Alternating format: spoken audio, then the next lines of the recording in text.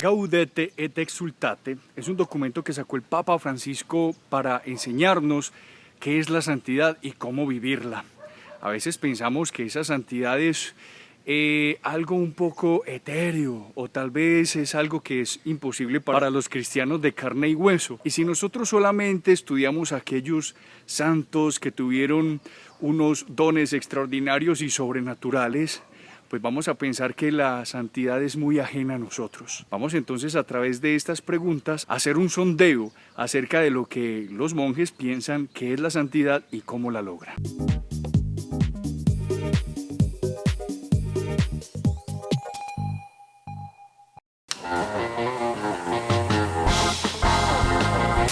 Bueno, hermano Salva, entonces cuéntanos, ¿cuál es tu camino de santidad? ¿Cómo lo estás viviendo? ¿Y de qué manera lo logras? Mi camino de santidad para mí es el ser esposo de Cristo, que ese es el anhelo más profundo que tengo en mi corazón. Y eso lo logro día a día buscando su rostro en la oración, en cada pequeño acto que hago, procurando unirme a Él en todo, en las buenas y en las malas, y ofrecerlo por las almas. Muy bien, gracias. En la vida de la iglesia hemos tenido grandes ejemplos de santos en el transcurso de toda su historia. Tenemos mártires, tenemos confesores, tenemos sacerdotes religiosos. Últimamente hemos tenido grandes ejemplos de familia, de vida cotidiana. El Papa nos enfatiza la importancia de reconocer cuál es nuestro llamado particular de santidad y a vivirlo de acuerdo a lo que estamos llamados. A este respecto, Santa Teresa, por ejemplo, nos explica que hay unos santos que son para imitar y otros santos que son para admirar, porque es de acuerdo al carisma de cada uno. Bueno, hermano Mariano, y ahorita la pregunta es para ti. La pregunta es, el Papa nos insiste que a veces existen cerca de nosotros algo que se llaman o algunos que se llaman los santos de la puerta de al lado, ¿cierto? Que no están canonizados, que no tienen un día en el calendario litúrgico. Entonces, coméntanos, ¿conoces algún santo de la puerta del lado? Sí, hermano, por gracia de Dios conocí a un fraile que fue muy santo, un hombre muy de Dios, orante, contemplativo. Entonces, aunque no está canonizado, hizo muchos milagros en vida, y especialmente el milagro de transmitir a Cristo al corazón de las almas. Gracias, hermano. No solamente la santidad hace referencia a estos santos que están en una estampita, que tienen un día litúrgico, que tienen una pancarta muy grande el día de la canonización en la plaza de San Pedro. Muchas personas que nosotros conocemos que están a nuestro lado tienen una vida muy virtuosa, una vida de santidad. A estos son los que el Papa se refiere como los santos de la puerta del lado. Hermano Juan Diego, alabado sea Jesucristo. ¿Cómo ha estado? Lo cogimos infragante, santificando almas por medio del aseo. Hermano, le voy a hacer una pregunta. El Papa nos dice que para lograr la santidad debemos hacer pequeños pasos. ¿Cuál ha sido el pequeño paso de santidad que has vivido especialmente en esta Cuaresma? Bueno, el pequeño paso a nivel personal para mí es la vida cotidiana, o sea, vivir cada instante, vivir cada momento con una total conciencia de Dios, con una actitud también de ofrecimiento y entrega. Algo que sí tienen en común los santos, no importa a cuál camino de santidad hayan sido llamados, es a la renuncia de sí mismos para entregarse a Dios. Esto es renunciar a nuestra inclinación de hacer el mal y escoger siempre el bien, aunque a veces no sea muy fácil, y vivir los deberes de Estado con suma perfección y sobre todo por el reino de los cielos. El que es trabajador debe ser un muy buen trabajador, la que es mamá debe ser muy buena mamá, y así cada cual en su proyecto de vida o en su profesión puede lograr la santidad. Hermano, alabado sea Jesucristo. Siempre sea alabado. ¿Cómo ha estado usted en este día? Hermano, quiero hacerle una pregunta.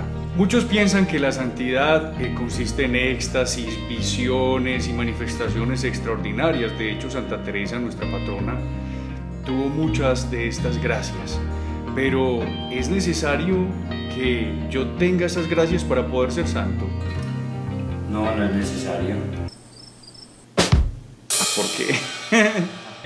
No, mira, Yo pienso que no es necesario porque eso son manifestaciones que Dios permite, pero que la santidad no consiste en esas cosas, consiste en entregarle el corazón al Señor, y puede que eso no tenga como resultado unos fenómenos fuera de sí, sino dentro de sí, una conversión del corazón, un alma más unida a Él, una búsqueda de la santidad en lo cotidiano, que es donde vivimos.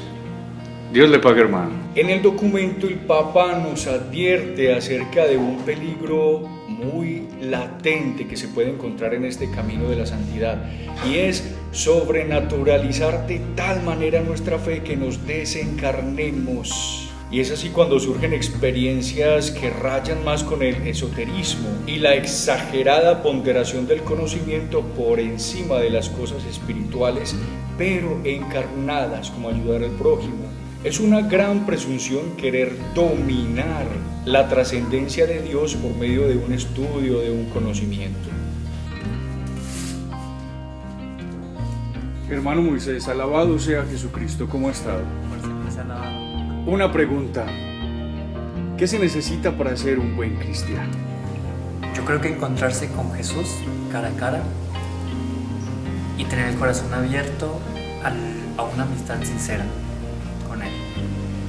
Y esta es una pregunta un poco particular, y la respuesta la tenemos en San Juan de la Cruz, que nos dice que al final de nuestra vida, al atardecer de nuestra vida, seremos examinados en el amor. Así que, ¿cómo estás viviendo el amor dentro de tu casa, con tu familia, con los que están a tu lado? Y como ustedes pueden ver, estamos en jornada de aseo, justo la hora. Hermano Diego, alabado sea Jesucristo, ¿cómo ha estado? Por siempre sea alabado. Muy bien, hermano José, ¿y usted? Bien, también gracias a Dios. Una pregunta: ¿cuál de las bienaventuranzas te llama más la atención y por qué? Bienaventurados los pobres de espíritu, porque me parece a mí que esa es la bienaventuranza que le deja todo el espacio a Dios. Cuando nos hacemos pobres, siento que no nos queda nada más en que apoyarnos, sino en Él, y me parece que eso es fundamental para vivir la fe. Esa es la que más me gusta. Y a esto precisamente nos invita el Papa en el documento Gaudete et Exsultate. Solamente los pobres confían en Dios, pero no los pobres materialmente, sino aquellos que son más bien desprendidos. Hay muchos pobres que son ricos y hay muchos ricos que son pobres, porque lo hacen desde el corazón, tanto uno como otros. Hay algunos que, aunque no tienen nada material, se apegan fuertemente a sus cosas. Y hay muchos que tienen muchas posibilidades económicas y comparten con los demás. Por lo tanto, no es en la cantidad, sino en el deseo del corazón como se vive esta bienaventuranza. ¿Cómo ha estado?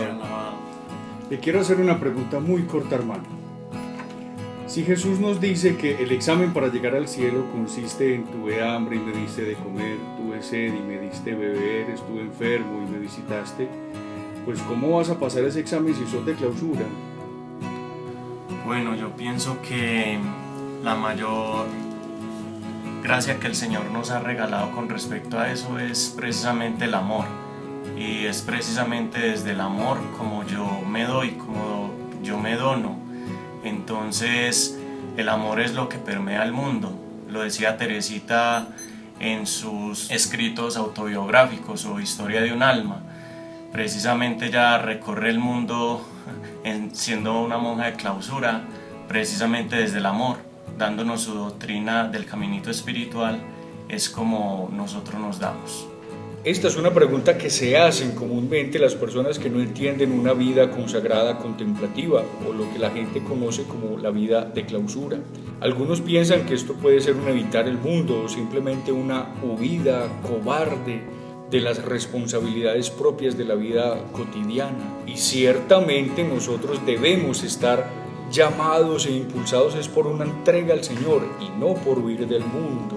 Y nosotros también tenemos la posibilidad de vivir las bienaventuranzas, de ayudar al prójimo, también a través de la oración, también con nuestra oración inmolándonos por aquellos que son nuestras manos en el mundo. Es decir, ellos son nuestras manos en el mundo y nosotros somos sus rodillas en el sagrario. Es un complemento de la iglesia. Cada uno es miembro diferente de un solo cuerpo místico que es Cristo en su iglesia. Padre, alabado sea Jesucristo, ¿cómo ha estado? Padre, una pregunta. ¿Qué significa que el humor exorciza? A ver, eso tiene más de fondo.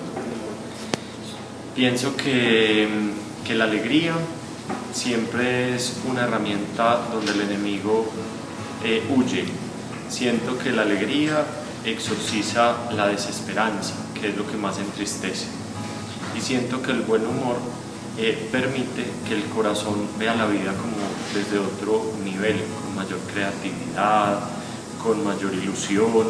Entonces todo eso va permitiendo que el demonio en un corazón alegre pues no tenga cabida, que en un corazón melancólico, como diría Santa Teresa, tiene caldo cultivo. Este ha sido un mensaje recurrente en el Papa Francisco, la alegría.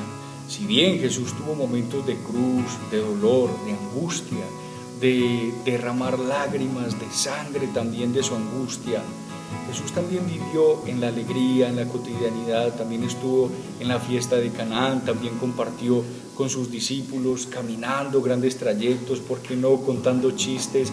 ¿Por qué no cantando? ¿Por qué no siendo alegres y disfrutando también la vida? Y que no se nos olvide que un santo triste es un triste santo. Finalmente, no se nos puede olvidar que el camino de santidad es un camino de comunidad. Necesitamos a los otros, necesitamos ayudar a los otros, necesitamos a los pobres, a los necesitados, necesitamos a los hambrientos, pero no solamente los hambrientos y necesitados que están, no sé, en el África o tal vez en la selva, que también necesitan de nuestra ayuda de alguna manera, sino que también necesitamos del hambriento y del necesitado que está al frente de nuestra casa, el que está en la esquina. Entonces nuestro camino de santidad va a ser realmente productivo y va a ser una fuente como la que vemos en el fondo, una cascada que está en nuestro monasterio muy hermosa, una fuente de caridad. Nuestra vida va a ser una fuente de caridad para todos los que se acerquen a nosotros. Bendiciones y muchísimas gracias.